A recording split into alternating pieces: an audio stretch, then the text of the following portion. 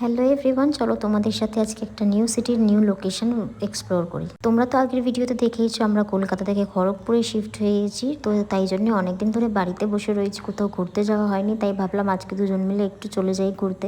যেদিনকে এখানে আসছি সেদিনকে আসার পথে কিন্তু রেলওয়ে স্টেশনের ওখান থেকে একটা জগন্নাথ মন্দির দেখতে পেয়েছিলাম, তাই আজকে আমরা ওখানেই চলে যেতে চলেছি। ভাবলাম যেখানে স্বয়ং ভগবান এত কাছাকাছি বিরাজমান করছে সেখানে আমরা যাব না, সেটা তো হতে পারে না। খড়গপুরে আসার আগে কখনো ভাবতে পারিনি যে এত সুন্দর একটা জায়গা আমাদের হাতের কাছে থাকবে। আসার আগে সবসময় টেনশন করতাম কোথায় যাব, কি করব, কিরম জায়গা হবে, ঘোরার কোনো জায়গা থাকবে কি না থাকবে।